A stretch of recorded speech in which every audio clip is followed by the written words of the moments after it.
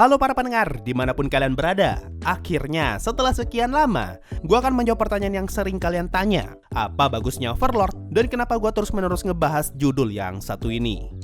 Jujur ya, awalnya gue pengen buat video ini sebagai konten spesial di 50.000 subscriber.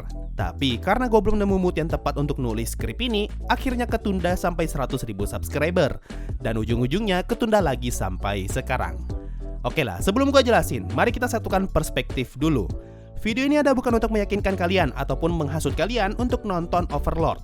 Video ini juga bukan ajang bagi gua untuk menjunjung tinggi Overlord seakan-akan ini adalah judul terbaik dibandingkan anime yang lain.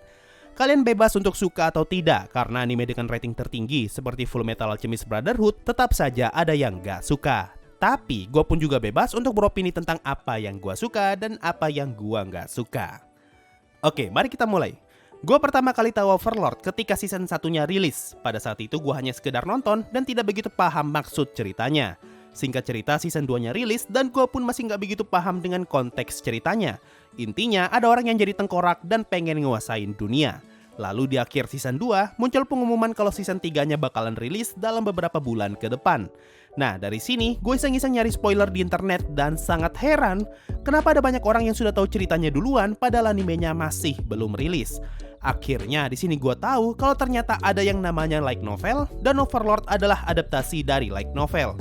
Dengan kata lain, Overlord adalah salah satu light novel pertama yang gue baca. Gue pun mulai baca dari volume 7 sampai volume 10 dan makin tidak sabar untuk nunggu season 3-nya rilis. Pada saat baca volume 7, gue mulai berteori kalau saja Gasuko Kuchou muncul di versi anime, dia pasti bakalan kena sensor. Dengan dasar pemikiran kalau orang Jepang tidak suka kecoa dan segala sesuatu yang berhubungan dengan kecoa sering kena sensor. Singkat cerita, season 3 episode 1 pun rilis dan pada saat itu gue lagi jalan-jalan di Jogja.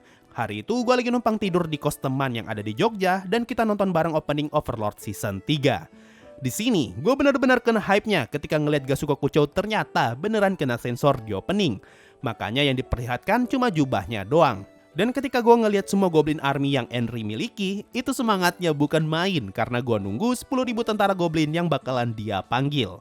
Akhirnya, untuk pertama kalinya, gue ngerasain kesenangan dari seorang pembaca novel yang pengen tahu seperti apa cerita suatu novel jika dijadikan anime.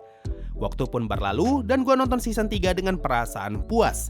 Setelah itu gue lanjut baca novelnya sampai volume terbaru. Saat itu gue gak begitu pusing dengan kualitas animenya, mau pakai CGI kek, mau gambarnya gak sebagus season 1, bodo amat. Yang penting gue bisa lihat seperti apa versi animenya. Nah, semakin gue baca ceritanya, semakin banyak tanda tanya yang muncul. Apalagi setelah tahu kalau ternyata ada banyak informasi yang terlewatkan kalau gue cuma nonton animenya. Di sini, gue baru sadar kalau ternyata Suare adalah kakaknya Ninya. Gue juga baru tahu maksud dibalik scene cuci otak Shaltir, dan gue juga baru tahu tentang teori pengkhianatan Albedo. Lalu akhirnya, gue memutuskan untuk buat channel YouTube dan membagikan semua pengetahuan itu. Karena gue yakin ada banyak orang di luar sana yang tidak tahu akan hal ini. Kemudian, rilislah 2 video pertama channel ini, yaitu 5 hal yang mungkin kalian tidak tahu tentang Overlord dan teori pengkhianatan Albedo beserta Rubedo. Setelah dari sini, gue gak pernah lagi buka channel. Lalu beberapa bulan kemudian, tiba-tiba 2 video itu banyak yang nonton hingga 30.000 orang dan mayoritas komentarnya berisi makian dengan alasan video itu menyesatkan. Niat awal gue sebenarnya bukan untuk menyesatkan orang-orang, karena gue dulu pahamnya seperti itu dan gue pengen sharing ke orang-orang tentang apa yang gue sukai. Setelah itu gue makin malas buka channel YouTube karena isinya hanyalah makian. Sekitar 6 bulan berlalu dan gue pengen ngelanjutin channel ini lagi. Tapi kali ini dengan informasi yang lebih benar biar nggak kena hate comment. Gue pun cari tahu lebih dalam tentang Overlord, baca beberapa bagian yang membingungkan, buka Reddit dan baca diskusi mereka.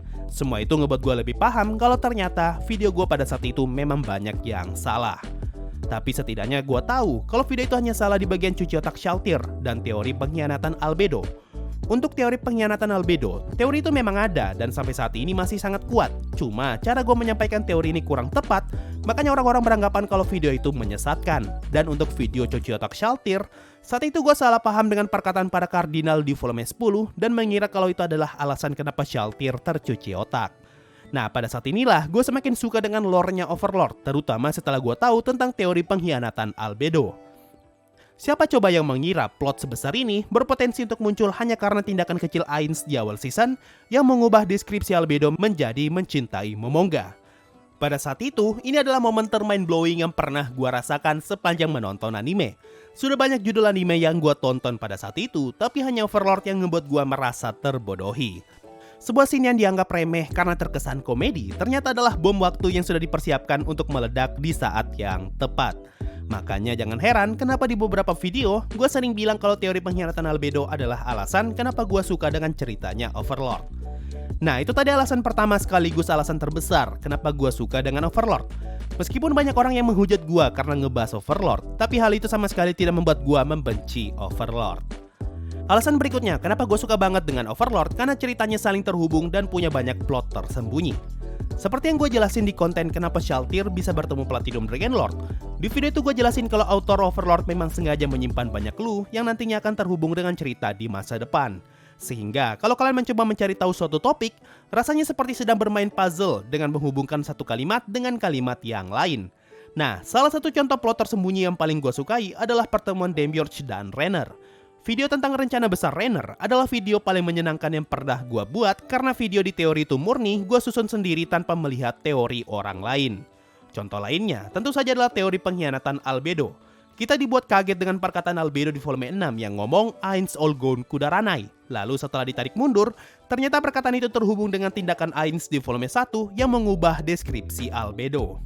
Lalu satu contoh lagi, ketika gue cari tahu lebih jauh tentang 13 pahlawan, 6 dewa besar dan 8 raja serakah, awalnya gue mengira informasi tentang mereka masih sangat sedikit. Tapi setelah dicari lebih teliti, ternyata ada cukup banyak informasi tentang mereka yang sudah diketahui. Hanya saja, semua informasinya tersebar di seluruh novel. Alasan lain kenapa gue sangat suka Overlord, karena Overlord adalah anime pertama yang ngebuat gue penasaran tentang nasib semua karakter sampingannya dibandingkan karakter utamanya. Orang-orang yang hanya nonton anime akan menyebut ini sebagai episode filler karena terkesan seperti ada hanya untuk memperpanjang cerita Overlord.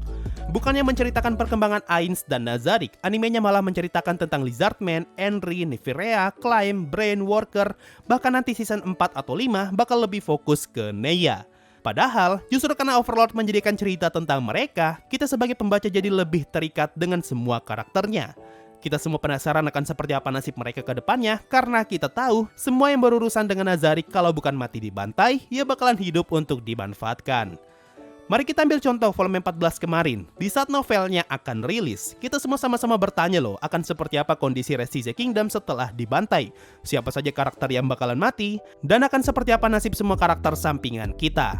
Bahkan di volume 15 nanti, yang orang-orang tunggu tuh bukanlah perkembangannya Ainz, tapi yang ditunggu adalah kemunculan Elf King, Zeshi Zetsume, dan apakah Elf Country akan tunduk kepada Ainz.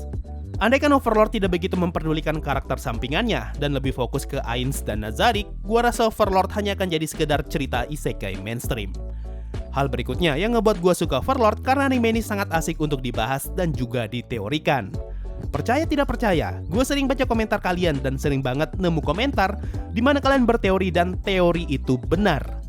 Benar di sini bukan dalam artian sudah terkonfirmasi autor, tapi benar karena teori itu mendekati dengan teori yang populer dan sangat kuat untuk saat ini. Contoh, ketika gue bahas profil para player di masa lalu, banyak dari kalian yang berteori kalau mereka semua datang secara bersamaan tapi sampai di waktu yang berbeda. Walaupun sudah pernah gue bahas sebelumnya, tapi melihat konteks komentar itu, ini menandakan kalau orang-orang itu belum nonton konten gue yang ngebahas teori kedatangan player, tapi mereka berhasil berteori sendiri tentang kedatangan para player. Nah, inilah yang menarik dari Overlord. Ceritanya sangat asik untuk diteorikan karena memang autornya pengen kita memikirkan kemungkinan-kemungkinan yang akan terjadi dengan segala macam clue yang sudah dia sebar. Dan terakhir, apa yang ngebuat gue suka dengan Overlord karena ceritanya sangat menarik untuk dibahas. Dulu, ketika gue baru mulai ngebahas Overlord, gue mengira kalau informasi tentang Overlord hanya ada di light novelnya. Makanya, gue cukup anti tentang konten teori yang mengambil sumber selain dari light novel. Tapi setelah gue baca lebih banyak, ternyata ada banyak sumber informasi lain yang tidak ada di light novel. Tapi informasi itu bisa digunakan sebagai dasar berpikir. Barulah di sini gue tahu tentang author talk, web novel, Arcadia, Twitter, Overlord databook, karakter sheet, side story, dan postingan di blognya Maruyama.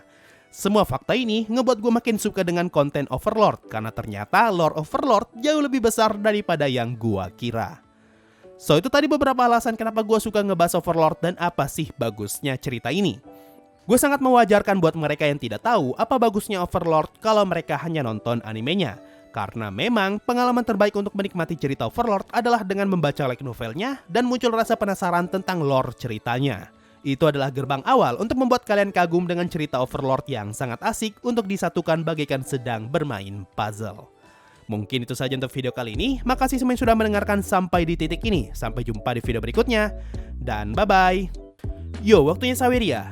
Tapi sebelum masuk Saweria nih, gue mau minta maaf. Kayaknya untuk beberapa video ke depan, suara gue bakal terdengar agak aneh mungkin ya. Karena gue baru aja sembuh dan kayaknya suara gue belum balik normal deh.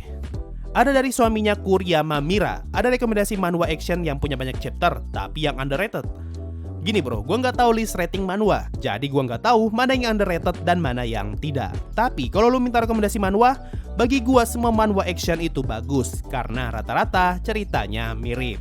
Mungkin kalau gue harus ngasih judul, gue bakal kasih Bowblade Spirit, Lightning Degree, Peerless Death, dan The King of Bugs. Ada dari Realm Works, kemungkinan yang bakal jadi salah satu tantangan terbesar Sensei bikin detail kecil seri Higurashi. Bukannya apa ya bro, tapi dari dulu gue memang males nonton Higurashi karena isi animenya bunuh-bunuhan. Ada dari MT Sunfe, maaf kalau cuman segini, semangat ya Sensei, thank you MT Sunfe. Ada dari AWJGWJSK, Sensei, AWJBBBB, tolong dijawab, tuh sudah dijawab, susah bacanya bro. Ada dari Budiman, Sensei, untuk season ini rencananya nonton anime apa aja? Gue rencana ya, gue bakal nonton semua anime isekai yang rilis musim ini, dan gue sekarang juga lagi ngikutin Detektif Sudah Mati. Dan terakhir ada dari Takane, maaf cuma bisa ngasih segini. Bang mau nanya nih, light novel Black Ballad udah tamat atau belum? Light novel Black Ballad volume 6 itu rilisnya kapan? Tolong dijawab.